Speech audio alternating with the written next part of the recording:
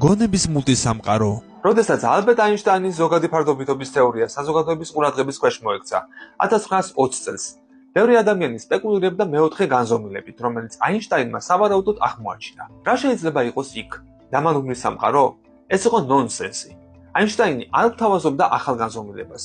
ის, რის თქმაც მას სურდა, უბრალოდ არის ის, რომ დრო სივრცეში არსებული სამი განზომილების მსგავსი განზომილებაა. ოთხივე ერთმანეთზე გადაჯაჭვულია სივრცულ დროში, რაც წარმოშობს მიზიდულობას.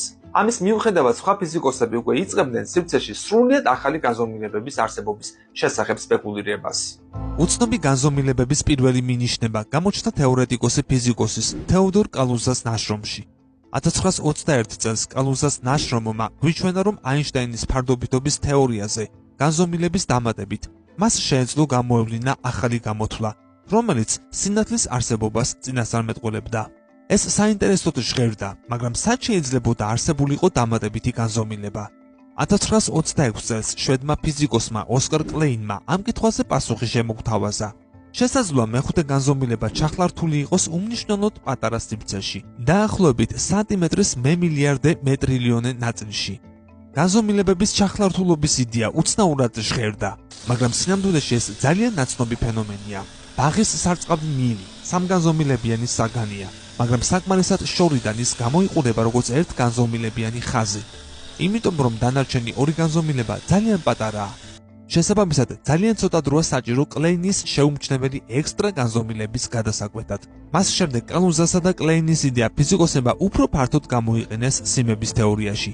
ის გვეხმარება ავხსნათ ფუნდამენტური ნაწილაკები, როგორც უფრო მცირე სიმების მსგავსი ნაწილაკების ვიბრაციები. როდესაც 1980 წელს სიმების თეორია შეიქმნა, გაირკვა, რომ ის მხოლოდ იმ შემთხვევაში მუშაობს, თუ არსებობს დამატებითი განზომილება.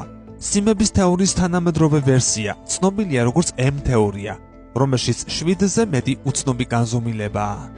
არაა აუცილებელი განზომილებები ერთმანეთთან მჭიდროდ იყოს განთავსებული.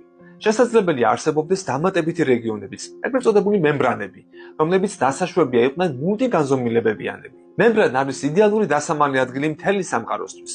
M თეორია ამტკიცებს სხვადასხვა განზომილებიანი მემბრანების მულტისამყაროების არსებობას, რომლებიც თან არსებობენ როგორც ფურცლების დასტა. თუ ეს მართალია, მაშინ არსებობს ახალი ტიპის ნაწილაკებიც, ეგრეთ წოდებული კალუზა-კლეინის ნაწილაკები.